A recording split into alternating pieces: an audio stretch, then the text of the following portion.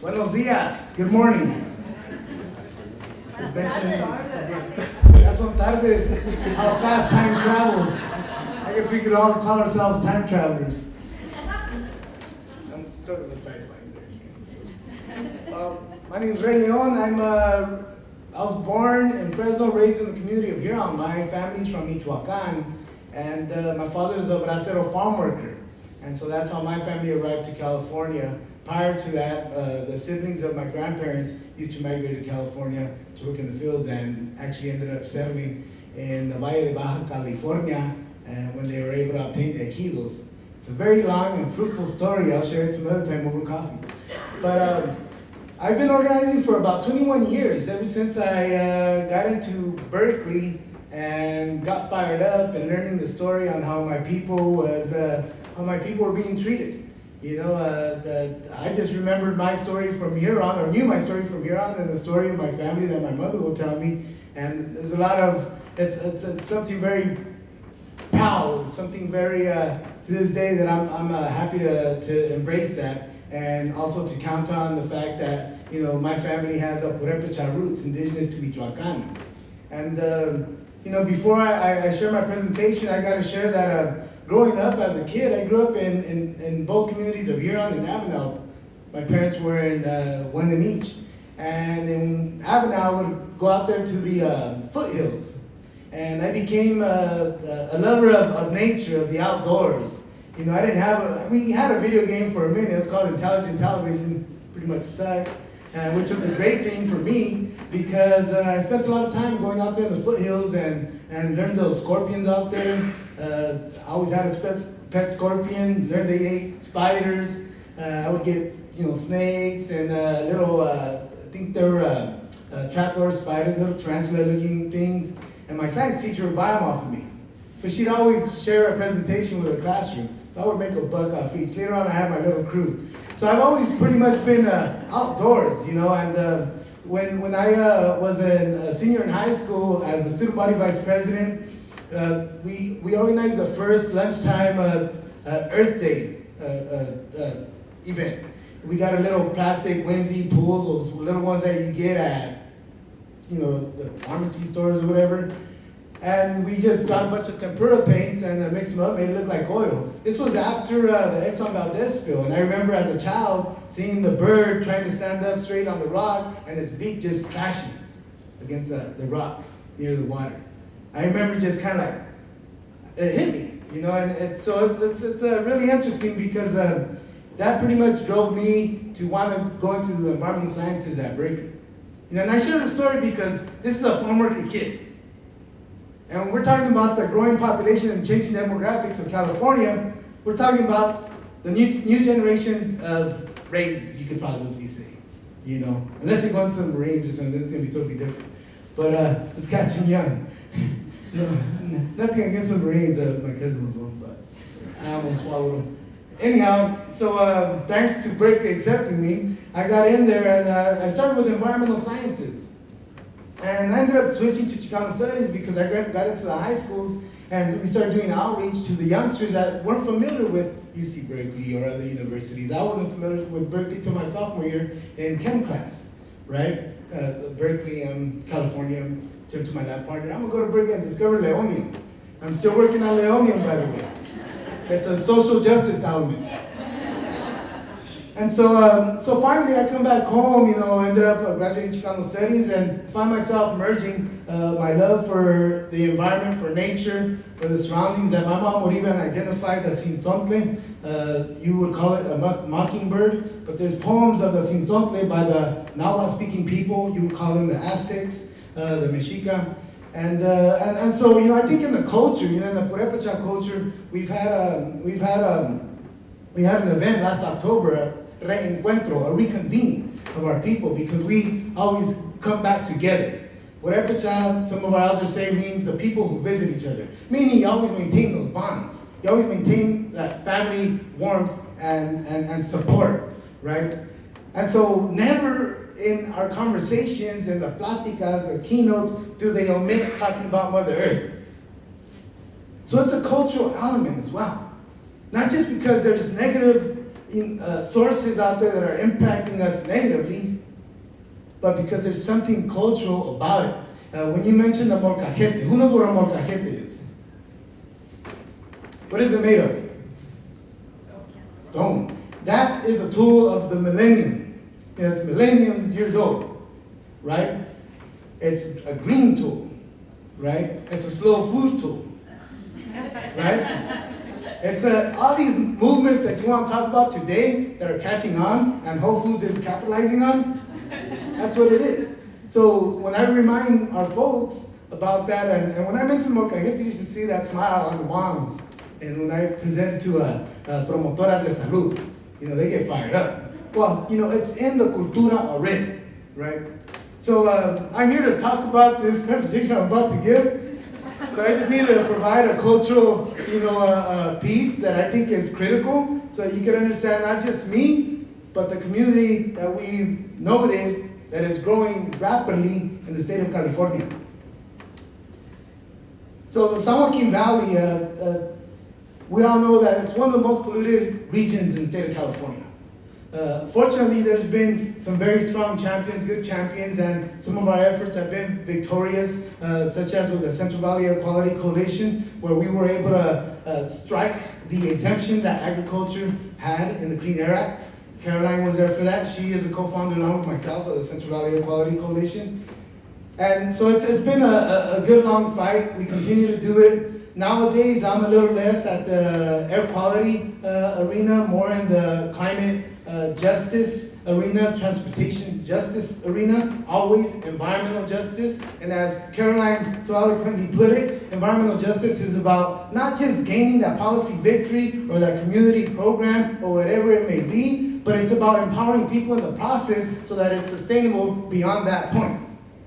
Or if the policy is not respected, if it fails or whatever, the people have the community memory, knowledge to do something about it, right?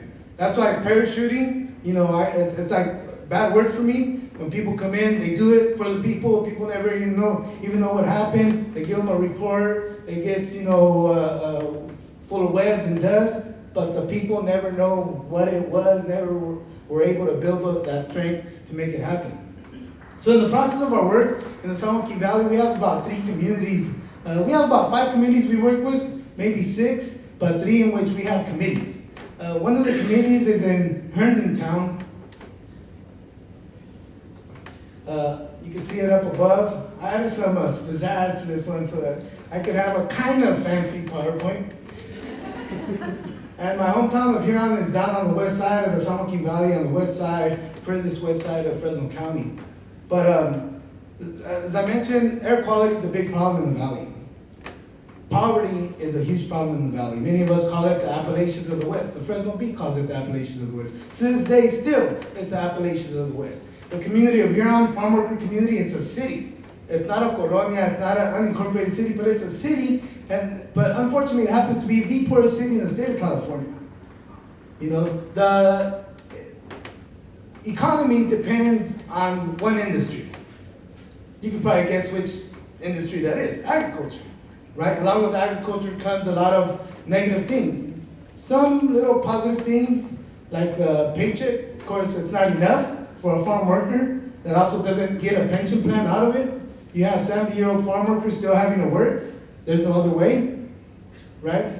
They can't retire at 55 or at 60 and go volunteer for the Sierra Club or for Valley Leap because they can't subsist with volunteering, right? Quality of life is impacted due to that fact, due to that reality. Of course, the deteriorating quality of life, pesticides were mentioned, that agriculture functions off of pesticides, off of petroleum. I guess 80% of them more or less are derived from petroleum. Health, you've heard of diabetes, you heard of it being a huge issue in our community. Obesity in the San Joaquin Valley, a lot of issues that could be taken care of. I think the negative environmental health factors really help those negative things come up more often and make it worse. But we also don't have a lot of the positive things. A lot of our communities don't have parks, right? A lot of our communities don't have protected bicycle lanes, class 1 lanes. One of the struggles that we're having in Fresno and trying to, through our Shifting Gears campaign, trying to get in to stimulate bicycle use by not just the 1% of the community. And climate change. We have a huge drought in the state of California. It's not that bad around here, but you can really feel it in the San Joaquin Valley, where your city is continuously being threatened of not getting water for the following year. The whole city. It's not something one person gets in the mail, it's the city, the local government.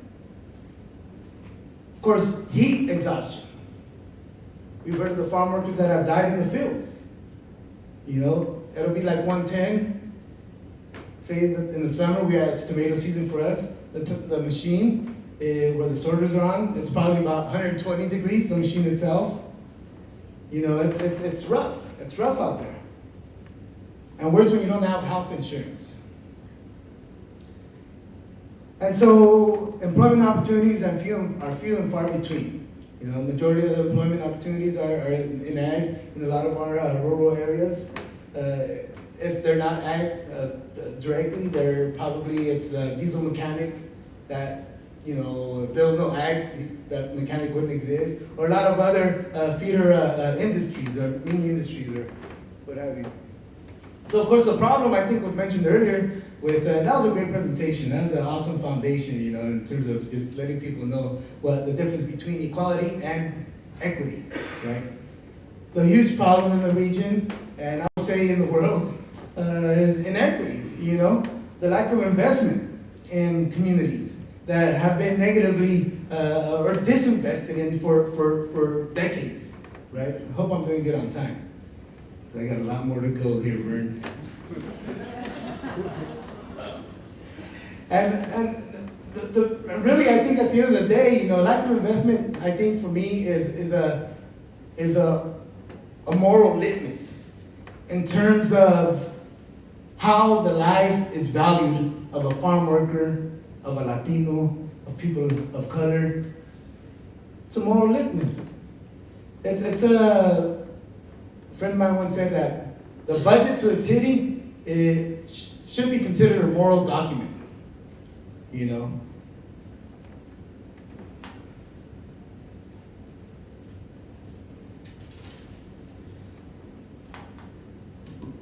So I'm glad I'm here today to share some of my thoughts, my story, I guess, because one of the problems, an additional one of the problems that has, I think, held us back to create healthier environments, healthier communities, I think has been that we've been working in silos.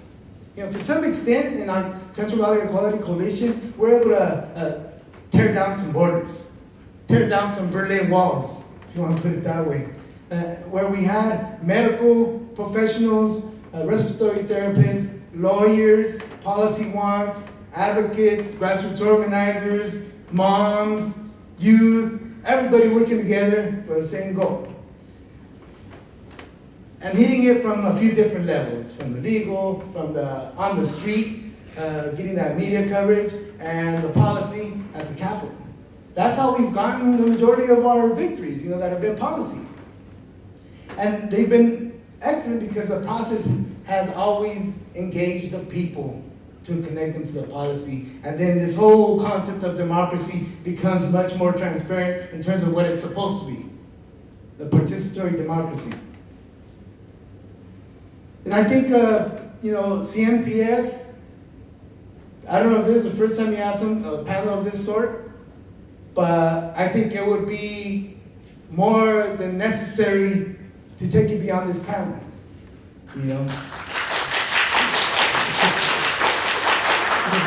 got a strong youth crowd and very wise people in there.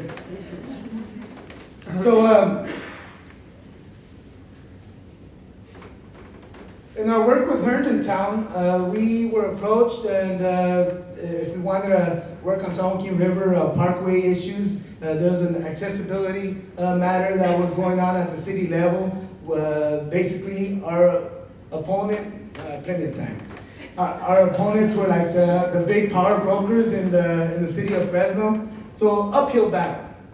But and that point of accessibility is actually within one of the newer neighborhoods by the river, where the homes probably cost at least $500,000 on up, and all the power brokers, that's where they're living, right? One thing that I learned in researching, for me, is first of all, okay, well, what Latinos live by this area that they want me to work on, right? And the closest area that I found that a community of Latinos was Herndontown, near the 99, near the river. The only barrio on the north side near the river, right? So for me, it's like, wait a minute, what's going on here? At the time, fortunately, one of my volunteers was living there, so we went and paid some visits. Found out that a lot of the folks here are elders. There's like 3 generations worth in some of these homes. The elders arrived as youth with their young family, and from Texas or other parts of the Southwest. And now one elder, his name escapes me, but he's like 70 years old and he still works in the packing shed in the community. I heard a lot of stories, that's a majority Latino. I heard a lot of stories of parents talking about when they were kids, they would just walk to the river and swim and have a blast and, not play video games. Of course, back in those days, there was no video games, right? Well, maybe there was, I don't know. So they had that access. It was easy. Then they also shared with me that, a few months back or whatever, that they tried to go to the river, they went through a pathway and somebody stopped and said, hey, you can't be going through here, this is private property. And then they can't go through the entrance because it's locked. So it's like, wait a minute, if we're talking about accessibility and access, let's start where the people are, right? And so I've been working with this community ever since. And one thing that we learned is that the people that are hired to, in the summer, they open up the river for like 3 months, on weekends only. And they hire people. I learned that they never hire youth from the neighborhood. So you know where I'm going with that, right? I know that there's a plan for the parkway, but it doesn't reach Herndontown. So I'm trying to label it as, wait a minute, this is Herndontown is an anchor to San Joaquin River Parkway. We got to really pay attention to this and focus on it and invest in it. Do the invasive species work there, meaning you're going to hire maybe 12, 2 dozen of youth, train them in the process. Maybe you've tapped them into a career, right? And so having begun that and thinking more about it, I guess there's a picture of Herndontown. Okay, laser. Before it's too late, that's Herndontown, there's the river. And there's a camp right here, but it's tore up, as we say in barrio vernacular. It's not that swell. But, so there's investment that could take place there, empower the community, the economy of a lot of the folks, open it up, people get to go in there, a lot of the elders that arrive there, could get to relax, retreat, read a book, read their Bible, whatever they want to do, have a lunch, whatever it is, This is my community of Huron. I'm going to jump to this topic second. As I conclude, this is my community of Huron. Right here in this area, it always floods. So I've been working for the past 8 years with the county to put a bridge here. Finally, we got the money. The feds have put it in. We're going to start building the bridge. Not myself personally, but I'll take a shovel if they want me to. So that when it floods, they don't cancel that state route anymore, right? Which costs us a lot of money, the industry a lot of money, and the community too, because going around, it's a lot. And so, but right here, as you can tell, it's not looking like this. This is all nature. It looks like a little forest. A forest made up of a lot of the trees that are native to this creek, native to this area. And I've noticed a lot of hawks there, red tail, I think I've seen the swearingen there, a lot of species. So I'm thinking, wait a minute, why don't we make this a conserve? It could be a great, the other thing in terms of climate change, carbon sequestrator, right? It could be a great green space For neighborhoods that like Herndon, like Huron, that could do well with additional green space or first ever green space, with a bike trail or a pathway, a trail. We're talking about, a lot of folks in the neighborhood, they walk back and forth in the city on the sidewalk. It's not that pretty. We're working on the prettiness, but, imagine if you could do it in nature, And then having that set up as a conservation, area where you could hire, I don't know if it would be a ranger, some maybe 3 people, or hired youth, young adults to work there. And of course, invasive species removal and native species planting and so on and so forth, and other developments that can take place. That's hitting all the topics, right? The exercise, the green space, the nature for relaxation. That's what I think I found every time when I would go to the hills. Peace. I would climb the San Andreas Fault, which isn't far from Avenal. It's about a 3-mile walk or bike to get to the fault itself. And I would climb it. When I would go home in the summer from Berkeley, I would climb it and you could just hear the wind. It's like Mother Earth talking to you. It's soothing. And then you're relating your climb to the struggle in your life at that point in time, but then you make it to the top and you have faith. Yeah, I'll make it to the top. For me, it was something spiritual. And you sit at the top and you hear the wind, you don't hear anybody else or anything else, and that's sacred. We gotta fight to keep that. But the only way that we could reconnect the youth to that is by bringing them in, especially when they live next door.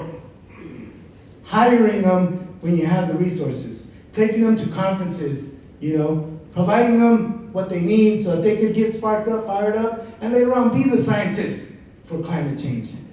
Be the scientists for the new engineering or whatever to not poison the planet, right? Anti-poison scientists, anti-tox, detoxify science. But so the exposure is critical. It's something that makes a huge difference in the lives of kids. And let me just add these last points. So in identifying these gems, those are great projects. But don't go in there without being in the community. Don't go in there and try to tell the community what to do. It's going to be a laborious process. It's going to be democracy. And we know that the ideal of democracy is not simple, but it's growth for everybody. As Paulo Freire put it, we're all teachers and students. We're all students and teachers. Embrace that. You'll learn a lot. You'll share a lot. And the other folks, the same. Do not parachute in. I'm always going to repeat that. Building strong partnerships with the grassroots voices up front, The people that know their reality, the PhDs in their reality, the PhDs of their community, right? And let's bring in those state resources. I think before I die, that's got to be like a conserve, Huron State Park or something. And also we got to support the effort to extend AB 32. I don't know if you've heard, but AB 32 is going to be coming to a close, but we want to extend it to 2050 to begin. Those resources have done well. Caroline mentioned the resources at 25%. I'd just like to proudly state that, the active transportation program from the state and at the county level, that money is part of that. 25% minimum to disadvantaged communities. I was one of 7 on that committee to go through the proposals. It was torture. I don't recommend it, but I do insist you do it. Because if we're not in there to fight for disadvantaged communities, it's going to be 25%, 26%. I'd like to proudly state that we got it up to 85% for disadvantaged communities. 2 other communities tried to say that they were disadvantaged. We struck them. Get out of here, right? So participation. And those folks in the community that began as parents that, were interested, go in and start listening, they eventually could be those in that committee. That's a goal. We got to build the base. Gracias.